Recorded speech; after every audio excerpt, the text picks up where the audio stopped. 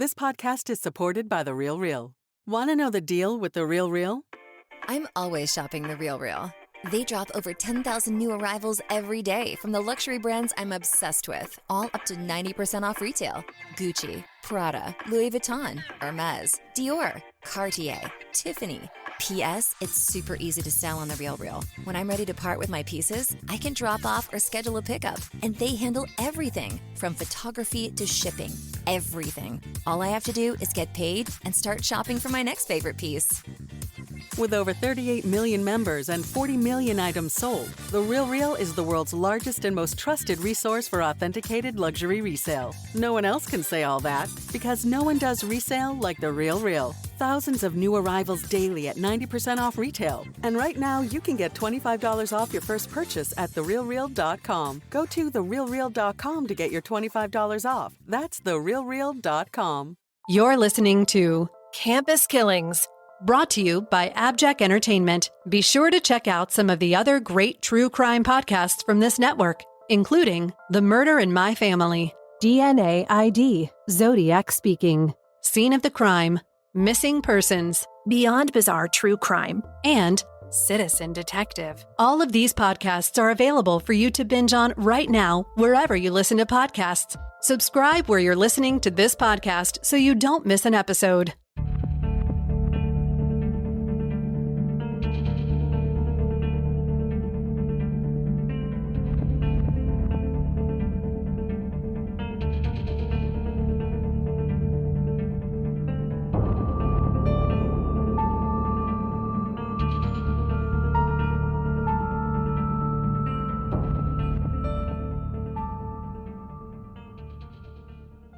Two students die at a New Jersey college. A female graduate student is found murdered in the music building in 1977, and 29 years later, a male freshman goes missing, only for his body to be discovered in a landfill a whole state away. Both are still waiting for justice.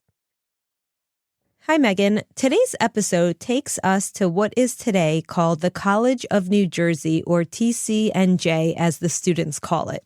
But we're going back in time for half of this episode to 1977, when the college was known as Trenton State College, or TSC.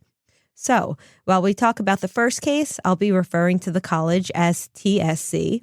And then when we move on to the second case, I'll be referring to the school as TCNJ. Before we get started, I'd like to give a huge shout out and special thanks to Scott Knapp of Save Sigrid for giving us so much wonderful backstory on Sigrid Stevenson. And we'll talk about him a little more at the end. All right, well, as we normally do, I'll give you a little background on the university before getting into the actual case, just so we can get a sense of where we're at. TCNJ, or as it was known in 1977, Trenton State, has changed its name quite a few times since its inception in 1855, when it began as what was called normal school. Now, I had no idea what a normal school was, and I had to look it up. So essentially, Megan, it was a 19th century institution that was specifically aimed at teaching the norms of pedagogy to people who were looking to be primary school teachers. And the work conducted for the degree was around a high school level. So this New Jersey State Normal School was originally located in the downtown city of Trenton, and it stayed in that location from 1855 all the way up until 1928, when it added a 4-year degree for teaching and needed a bigger space. That's when the campus was relocated to Ewing, New Jersey, which is just outside of Trenton. And with the move came a new name, New Jersey State Teachers College. The college added a graduate program, accreditation, and a bunch of new programs in the late 50s, garnering a third name change, Trenton State College. And then it didn't become the College of New Jersey, or TCNJ, until 1996. Oh my gosh, that's too many changes. That's quite a history, too many right? Name changes, I think. Yes. Well, today, TCNJ is a competitive liberal arts school with a little over 7,000 students annually. And while it does grant degrees in a number of areas, the school is still best known for its education program. Okay, so our first case takes place on Labor Day weekend of 1977 at the Ewing campus.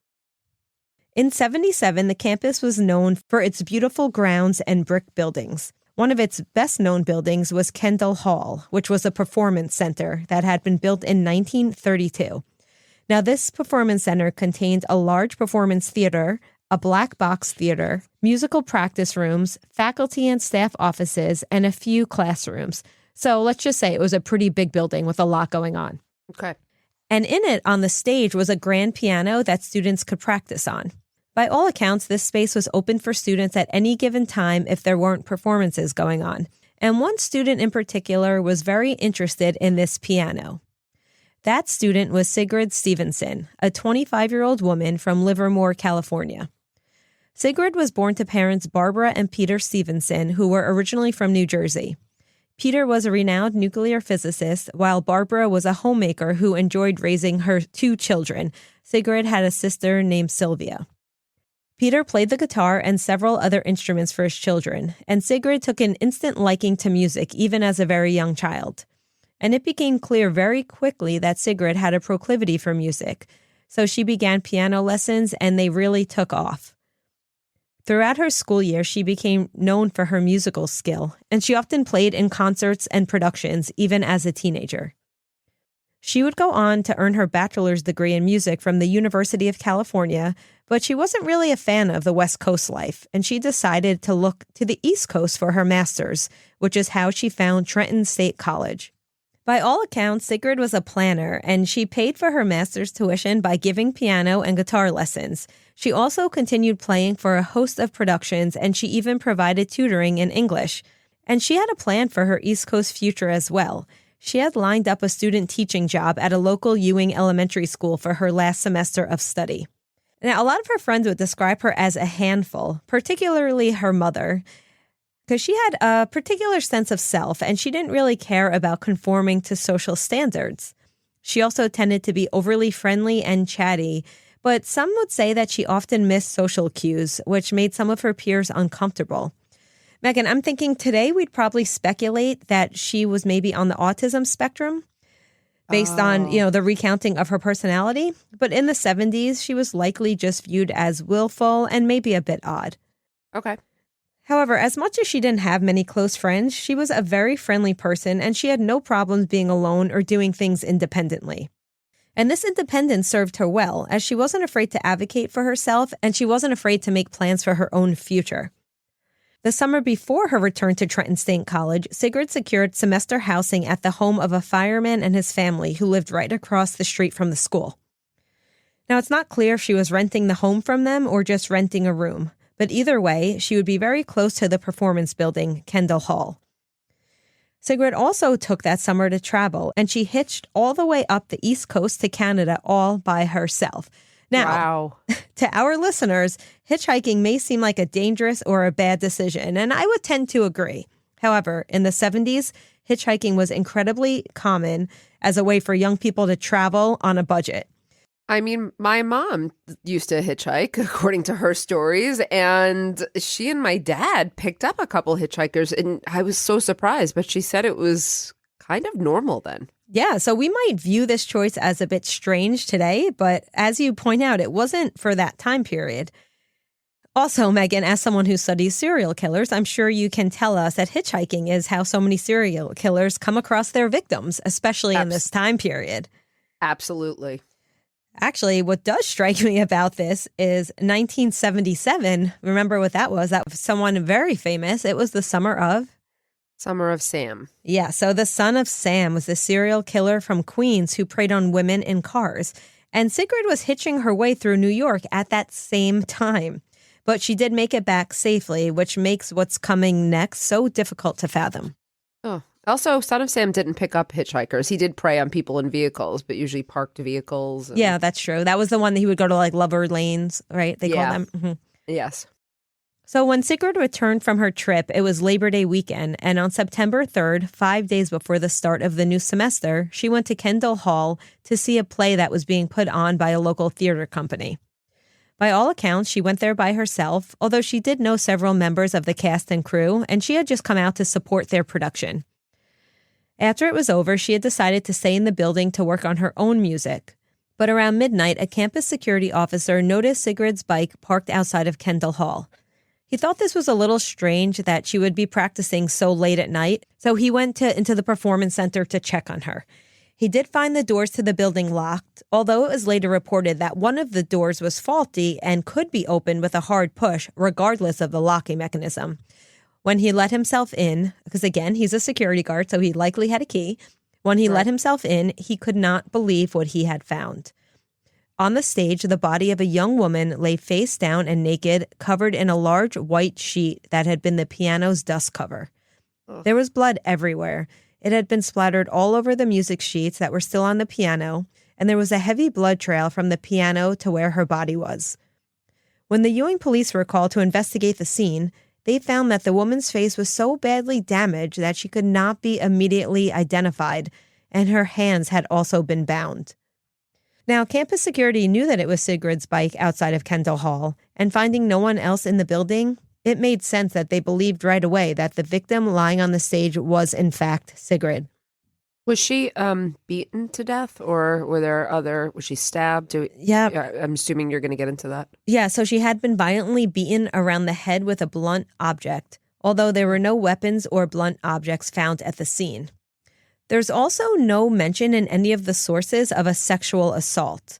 And cops found her purse at the scene with money inside, so we can also rule out robbery. You said she was naked, though, correct? Yes. Okay. The medical examiner's report ruled that the cause of death was a skull fracture. She had also bled profusely from cuts on her face and lip, which also make me wonder about the murder weapon. It seems personal, especially given that she was targeted, around her face. I'm also wondering, was it opportunistic? Somebody who was looking for trouble found her by herself late at night? It's hard to really know what's going on here. It's hard, but in the absence of a robbery or a sexual assault, it does seem possible to indicate, something personal and such a I would vicious agree. beating. Unfortunately, aside from the blood-splattered music pages and a pile of Sigrid's discarded belongings, there were no fingerprints, no shoe prints, no weapon, and no clue of any kind of who could have done this to this young girl. The investigators literally had nothing but Sigrid's body to go on. And now, a brief word from our sponsors. Police questioned over 100 people on the TSC campus the day following Sigrid's murder, asking everyone and anyone if they knew what had happened or if they had seen anything. But unfortunately, none of these interviews led investigators to anything plausible. Sigrid didn't seem to have any private relationships at the time of her murder. She wasn't involved with anyone in particular, and she was by all accounts a kind and gregarious person. Nobody could fathom who would want to kill her. And this was particularly frustrating since the brutality of the murder seemed incredibly personal. It almost seemed as if someone was trying to erase her identity with the amount of damage that they caused to her face. Ugh.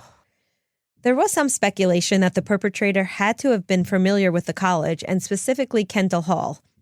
Now, based on Kendall Hall's location, it's not really plausible that someone walking onto campus off the street would stumble upon it. Based on the little evidence left at the scene, it was clear that whoever had done it knew their way around the twisted corridors and side entrances of the enormous building, and quite likely knew that Sigrid would be practicing there.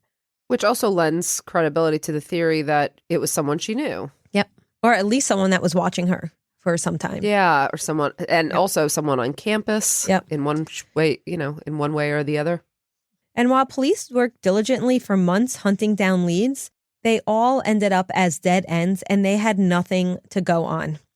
The case quickly went cold, and while the Ewing Police Department still has this on the books as an open case that does get revisited every couple of years, there have been no breaks in this case in 46 years. Amy, what was the school's response to this crime? Yeah, that's a good question, because from what I could find, there had never been a murder on TSC's campus before, so this was an unprecedented event for the school. And it happened literally right at the beginning of the fall semester. So you have all these students coming back to campus after their summer break, and a whole new class of freshmen who wouldn't even know where things were located, right? So were they going to shut down the school? I mean, this is really a bad crime, though. This is really vicious. It's terrifying. Yeah, and I could imagine parents and students would find this to be a shocking turn of events and quite possibly maybe wouldn't want their students to go to campus. But times are different now than they were in 1977. So the way a university responds today is not the same as they would in the past. But I'm interested to see what you think about the administration's actions after this murder. And then we'll talk a little bit about some of the reactions we've seen current day. Okay. So TSC's administrative response was to pass out a one-page flyer to the over 1,000 incoming freshmen titled, quote, 10 Steps to Secure Living. Now, this document contains suggestions like lock your door when sleeping or lock your door even if you'll only be gone a few minutes. Administration encouraged professors also to remind students that if they were going out at night, not to go alone and to stay in groups when walking around campus after hours. Wait, so they didn't make it known that there was a murder? Okay. However, for all of their talk of caution, the college administration made no plans to change or enhance security measures on the campus, and they kept the campus security at 12 armed police officers and 7 security guards. In addition, the dean of students at the time, Dr. Paddock, told the media, "This is just a normal reaction to the situation, one of concern. There does not appear to be fear or anything of that nature. We are encouraging students to use normal precautions." Yeah, I don't think this is an appropriate response in any way. No, and also, the media, the surrounding media did post headlines like, quote, Trenton State students enter campus of fear. But most of the students didn't seem at all bothered that there had been a murder in the performance building that they would soon be attending class in. And students were observed moving calmly and seemingly unbothered around campus just days later. In fact, one former student wrote an opinion piece on the murder saying, quote, there was no discussion on campus that fall. It was downplayed and nobody seemed afraid. That's very surprising to me. And I think it's interesting because the case was not even covered that heavily by the media. It did make some headlines in local papers, like the local Trentonian. There was a short piece that I found in the New York Times, but that's really all. And most of the articles for the case have been written within the last 10 years, and they're more retrospective rather than reporting on the case. Say the school probably had some pretty good PR people. I was thinking that. It's also prior to the advent of, social media. Yes, I think that does make a huge difference. Because like we saw in the Idaho homicide case, students were, everyone got something on their phone that told them, shelter in place. We see that even at our school. Anytime there's an incident in the surrounding areas, there's a shelter in place because you can reach people so much quicker, of course, with cell phones. Exactly. Seems like the school didn't acknowledge the crime. Did they acknowledge her? Did they do anything to honor her memory or commemorate her in any way?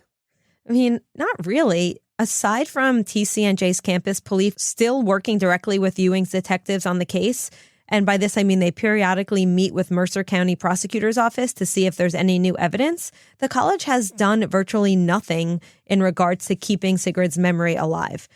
To this day, Megan, there's no plaque on or near Kendall Hall in her honor. There are no scholarship accounts in her name, nor is there any recognition of her at all aside from a few original news stories on microfiche located in the college library.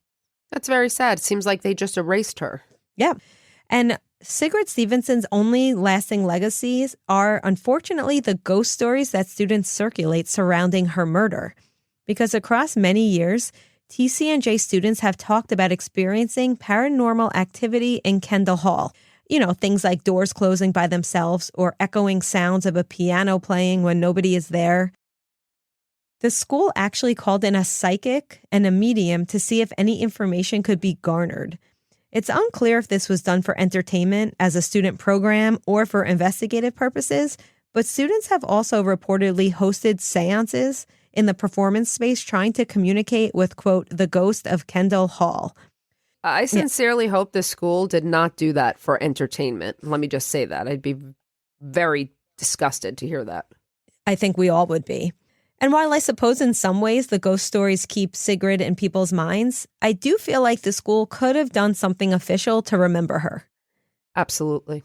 I mean, we can theorize that maybe because of what they consider the personal nature of Sigrid's murder, that the school felt that this was probably an isolated incident that could be swept under the rug.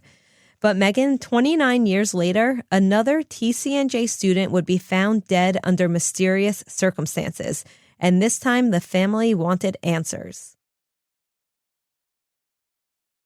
We'll return after a brief word from our sponsors. If you want to feel more connected to humanity and a little less alone, listen to Beautiful Anonymous. Each week, I take a phone call from one random anonymous human being. There's over 400 episodes in our back catalog. You get to feel connected to all these different people all over the world. Recent episodes include one where a lady survived a murder attempt by her own son.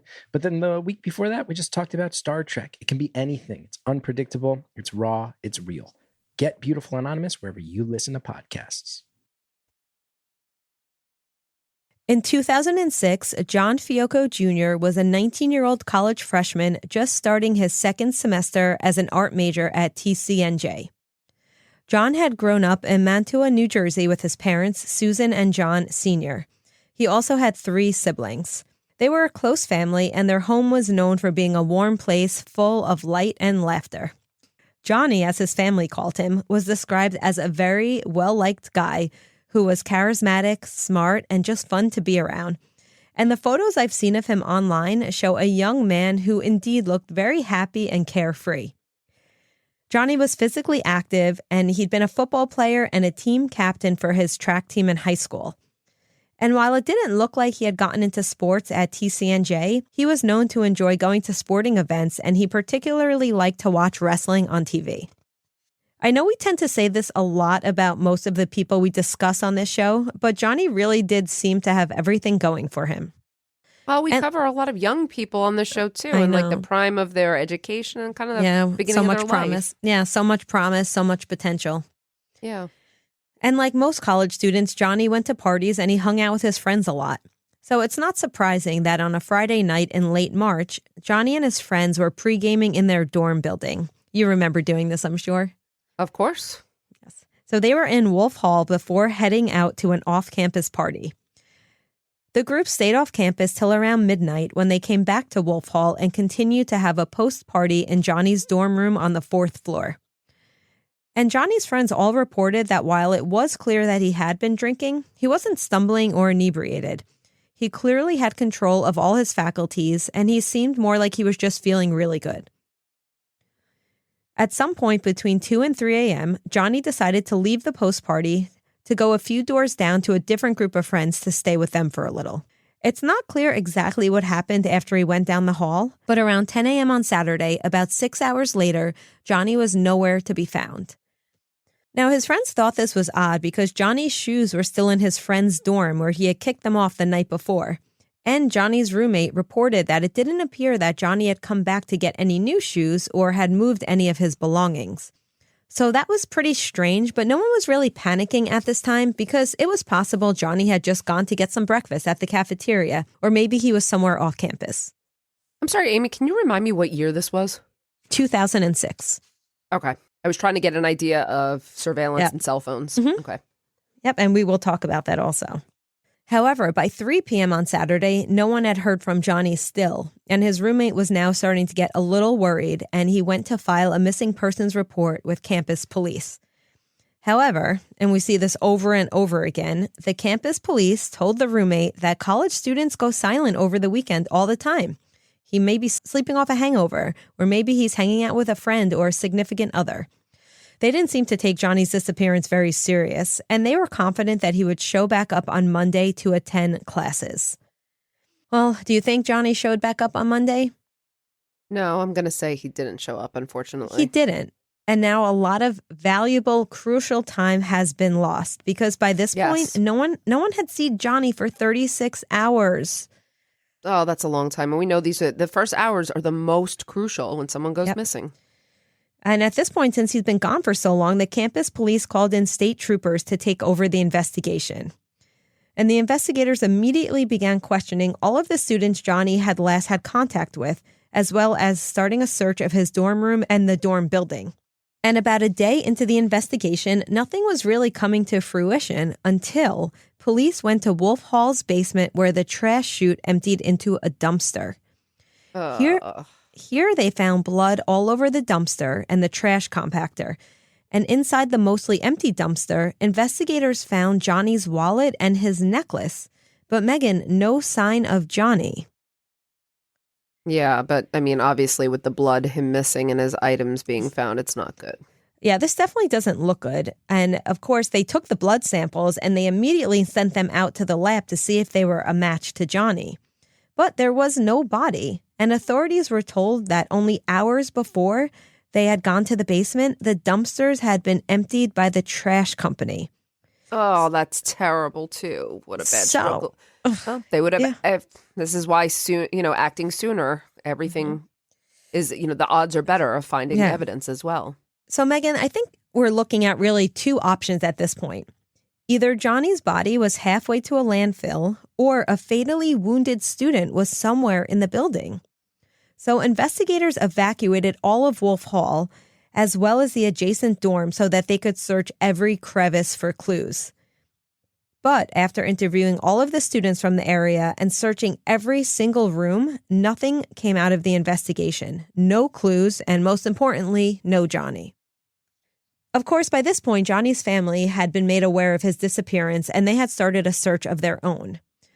His parents also held a vigil at their church where over 100 friends and neighbors prayed with the family for Johnny's safe return. Although I think his parents may have known that there wouldn't be a happy ending to the story, as Johnny's father told all of the supporters that people, quote, should forgive anyone who was involved in his son's disappearance. Wow. And this is shocking to me, Megan, but about a month would pass before more answers came. That's a long time. Okay. It's very surprising because in my sources, I found that it was a month and that it took a month for police to get the blood samples to return. I need to know now. Okay. You probably could guess that you probably could guess what the blood samples told them. Yeah, I'm sure they matched him, but what I'm more concerned about is if they found him. Well, once they confirmed that the blood was a match for Johnny, the investigation turned towards the dumpsters, tracing the garbage route to find out where those dumpsters had gone. And Megan, this took them to 2 landfill locations in Bucks County, Pennsylvania. Oh gosh, right near where I live. I was just going to say, somehow Pennsylvania just keeps finding its way in all of our stories. I know, it does. In our other podcast, Yes. It's freaking me out a little bit, but okay. Now, needless to say, searches like this take time. As first investigators, they had to figure out where in the landfill the TCNJ trash had been dumped. And then they had to perform an extensive search of the area. And I don't know if you know this because I sure didn't, but when trash goes to landfills, it's dumped and then 6 inches of soil are scattered over the top. And it's layered like that. So forensic specialists were looking at sifting through over 23 feet of debris to find Johnny's body. Well, they should have done this from the start when they found his items and blood. Waiting that long is obviously going to make it so much worse. I'm not sure why they did, waited that long. There's also body decomposition, too. That's going to be a problem. And that's exactly right, Megan, because after several days of searching, forensic specialists found Johnny's badly decomposed body. But luckily, the medical examiner was still able to tell that all of his wounds were consistent with being crushed in a trash compactor. Now, there were no knife wounds, bullet holes, or any other marks on him that would have indicated a murder. So at this point, his death was ruled as, quote, suspicious, but authorities did not expect foul play. However, the ME did not disclose if Johnny had been alive or not at the time he was put in the trash compactor. Now, this, of course, is very important. Are they saying he put himself in, possibly? Yeah. Well, I think it's important to think about what the meaning of this is. If they could determine that Johnny was alive when he went into the trash compactor, maybe that would indicate an accident more so than if he was already deceased and someone was just disposing of the body. Yeah, of course. So, I mean, the big question here is how would Johnny have gotten stuck in a trash compactor? And I think it's safe to say, Megan, that rumors fly pretty rampant on college campuses, and they have a way of spreading fast and far. And that was certainly the case for Johnny's disappearance, and of course, once his body was found. Now, students had tons of theories and speculations onto how this could have happened. And I bring this up because one rumor in particular sparked investigation. Now, some students had claimed that the drunk boys had been playing a game of hide and seek, and perhaps Johnny had drunkenly decided to hide in the garbage chute. Since the garbage chute emptied directly into the trash compactor, it made a little sense that his blood could have been found there, and investigators brought in a special camera that they actually snaked down the chute looking for blood, tissue, or any signs of dents or damage that could have been indicative of a broad-shouldered young man having been inside of it. But not surprisingly, nothing came back. There was nothing in the chute. Megan, we talked about this in Phoebe's case on Women in Crime. We're talking about, in this case, the chute was a 2x2 opening with a single loaded metal door that only opened down before snapping back into place. It was also, just like in Phoebe's case, several feet off the ground. It was located in a small closet at the end of the hall. So even if Johnny was very drunk, it would have been virtually impossible for him to push the chute's door down long enough to hoist himself up through the small opening and fall the 4 stories into the compactor. I'm just going to say I don't think that would be a very good hiding place either, so I don't give much credence to that theory there. No. So I think we could all agree it's not really a viable lead, right? No. Investigators then turned to other ways Johnny could have potentially gotten into the compactor. Perhaps he stumbled down to the basement and inadvertently gotten stuck. But again, this doesn't really seem plausible because the elevators in the building didn't go down to the basement, and the stairwell that led there had been 2 locked fire doors that were not accessible to students. Not to mention, the adjacent maintenance garage attached to the building with basement access was also always locked and was only accessible by employees. So, this begs the question, was this foul play after all? I'm going to say yes. Does this have a conclusion? Please say yes. And now, a brief word from our sponsors. It was the night of the awful discovery. The apartment was dark. The faint, coppery scent of blood hung in the air. I remember telling the boys, don't touch anything. We don't know what's happened here.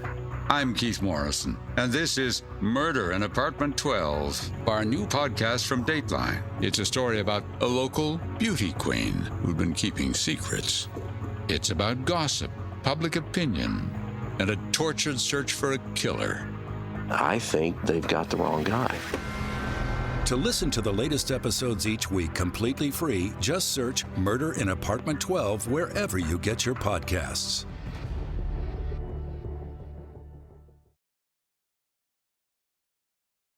Well, before we get to a potential suspect, I want to mention that a year later in 2007, when no movement on the case had been made, Johnny's parents filed a wrongful death lawsuit against TCNJ.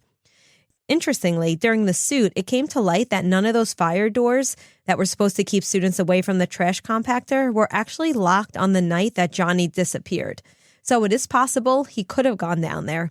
And as we have seen in so many other cases, the normally keycard access-only doors of Wolf Hall had been propped open for several hours that night, meaning that anyone could have come in and out of the building. So this leads us to the speculation that did something else happen to Johnny? Was someone in the building that shouldn't have been there? Or somebody who knew Johnny, maybe they had an issue with him, right? I was going to say, is it possible this was a fight, too, that went wrong? And someone tried to cover up the crime? Yeah, well, as the suit was unfolding, a new piece of evidence would come to light that would, to me, seem like the first time we're hearing a theory that seems plausible. You let me know what you think. Okay. So the police had one person of interest that they interviewed pretty heavily in the initial days of the investigation, but they didn't seem to have enough evidence to continue to pursue this individual.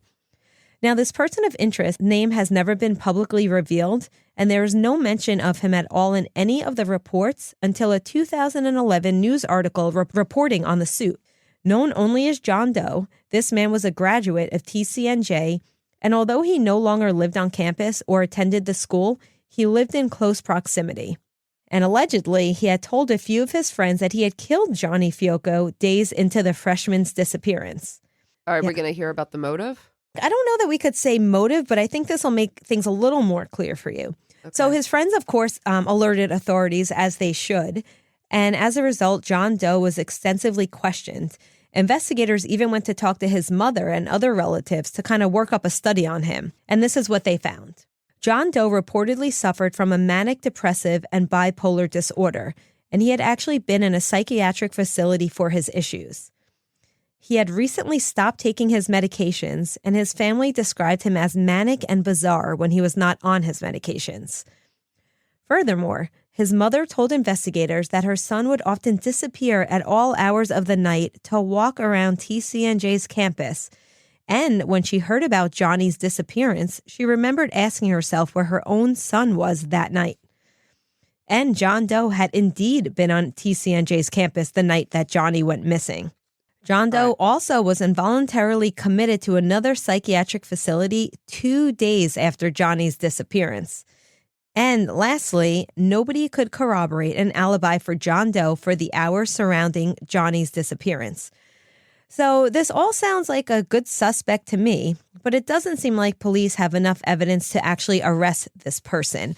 From what we're talking about here, we have seen cases where people are arrested on less evidence, but I would not be comfortable with them arresting someone on these few pieces of evidence. Would you agree? I would agree. I don't know enough either to decipher if this is truly a very strong lead or if this is a case of rounding up the usual suspects. Yep. He has always got these issues. And so I'm not sure. Based on what you told me, I wouldn't be able to say either way. I totally agree. If they had surveillance of, this person near the dorm, if they could check for fingerprints or any connection between these two guys, maybe, but I haven't heard of any of that. Yeah, if there had been reported injuries, anything of Johnny's in his possession, blood, a lot of things that I would like to see more of. So sadly, while Johnny's family won their wrongful death suit against TCNJ in 2012, his death still remains on the books as suspicious. And if it indeed was a homicide, no one has been brought to justice yet. Oh, but they did win the suit. They did. Yes. So then maybe there was more evidence than that's been published that we're just not aware of. I don't know. The standard in a civil suit is also less than in a criminal case. I was also going to say they could be, it's likely, remember I said during the civil suit, it came out that the doors weren't locked, that should have been locked, and that a door was propped open. So I don't know that there was additional information. It could have just been on the grounds that there was negligence on the part of the college. I'm sorry. So the suit was against the college, not against the suspect. Correct. Yes. Okay. Yes. I thought you meant they won a wrongful death suit against this person. So I was going to say, wow, we've missed it. Oh, no. Against the college. Against TCNJ. Okay. That all makes sense now. Sense. Okay. Yeah, that makes perfect sense. So this isn't technically considered a cold case since it was never officially ruled a homicide. But again, as of 2012, the case was still considered to be open. And while Johnny's family has said that they've come to a place of forgiveness of whoever did this to their son, they are still without closure. And almost 20 years later, they are still struggling with the loss of their loved one. Of course. Okay, so aside from paying a settlement to Johnny's family in the wrongful death suit, did TCNJ do anything else to acknowledge or remember Johnny? Because remember, they did not do much for Sigrid. And I'm going to say they had to in this case. Well, aside from a mention in the president's welcome back address in the fall of 2006, it doesn't seem that the school has done anything to remember Johnny. Much like in the case of Sigrid Stevenson, their stories have not been kept alive. And although Johnny's story is much more well-known and it was discussed heavily on campus for months afterwards, that is likely due to the fact that times have changed and people are more social because of social media, and word probably traveled quicker in Johnny's case than in Sigrid's case. Sure. I mean, we can say that TCNJ drastically changed their security measures after Johnny's death, though. One student who had been studying abroad when the incident happened recalled that coming back to campus, he was surprised at the addition of guards at gates and security checks to get on and off campus. Dormitory security was also changed, as well as the locking mechanisms on the doors to the trash compactor rooms. And that was all a result of the settlement, I'm sure. Because in a settlement, other than a financial reward, there's often changes made to policy. Yes. Johnny's family set up a scholarship fund in his memory called the Johnny Fiocco Jr. Scholarship Fund, and it's granted to students who share some of Johnny's qualities. So to close, I just want to talk a little here about why cases go cold, especially since in our current culture, most crimes are solved pretty quickly thanks to the advanced forensics available to us, along with national databases, surveillance, and the ability to track people's whereabouts through their phones or other electronic devices. And as we mentioned, at the time of Sigrid's murder, there was little forensic work that could be done. Because if you recall, DNA matching didn't come about until years after Sigrid was killed. And even though Johnny's death happened in 2006, forensics had only started really making headway a couple of years prior. And, phones weren't really used yet for tracking purposes. And most people in the early 2000s didn't really carry their phones on them the way people do today. So it's likely that, if this had happened today, Johnny would have had his phone on him at the time of the accident or the foul play. Because we're talking 2006, that is what, 7? I'm so bad at math. That's 16 So I years think ago. I think back to where I was in 2006. And I think back, I was in graduate school and I did have a cell phone, but there wasn't like social media, checking Instagram and Facebook. And you used it more when you needed it, not to kill time. And in fact, the iPhone came out in 2008, and I think that's when really people started being attached to their phones. Well, because also in 2006, I had a flip phone. I was just going to say I had like a Nokia, either a flip phone or, You weren't, doing much other than making the calls you needed to make then. It was very different. And surveillance was different as well. Wolf Hall didn't have many cameras near the trash room, if any, at the time of Johnny's disappearance, whereas today they most definitely do. Right, of course. Ugh. I mean, this case is solvable. Yeah, I think it's possible that either of these cases can be solved. Evidence can be retested, though we should mention that every time you retest evidence, it breaks down, right? So law enforcement has to be choosy about the retesting process. But of course, it is possible to resend evidence for DNA testing. It's also possible to take the findings from DNA and send it to a forensic genealogist to reconstruct a family tree that can potentially lead to a suspect in either case. Sure, which we know is a technique that's being used now by law enforcement. Yes, very successfully, might I add. Yes. There was also a benefit to new detectives being put on cold cases who may see details about a case that someone else may have missed. So every time a cold case changes hands, there's a greater probability of new information being detected. And Megan, in some ways, even true crime can help get the word out. For Sigrid Stevenson, a TCNJ graduate named Scott Knapp took great interest in her story and has created a data collection that he shares with Ewing police about Sigrid's life in order to try to generate more leads. I'd like to say here that Scott also generously provided a lot of our backstory on Sigrid, and we're very grateful to him for sharing his wealth of knowledge to this episode. In fact, if any of our listeners knew Sigrid or have any information about her murder, you can reach out to Scott at savesigrid@gmail.com to have your information added to the database. Likewise, both cases are still open and active with Ewing police, and they are still diligently hoping for a break. So if our listeners have any tips on either of these cases that you think could help investigators, you can reach out to the Ewing Detective Bureau at policedb@ewingnj.org.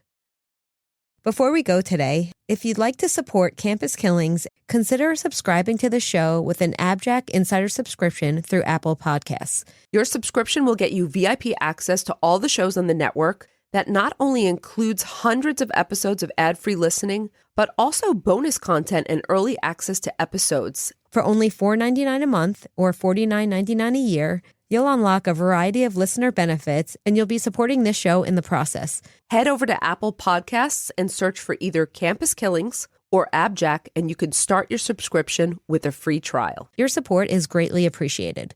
Thank you, everyone, for listening today, and we hope you'll join us on the next episode of Campus Killings.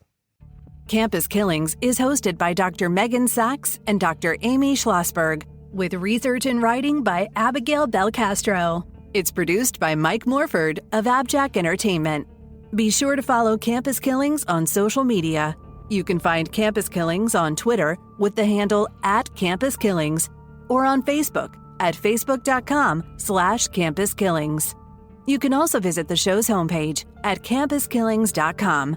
Be sure to tune in every other Saturday for new episodes of Campus Killings.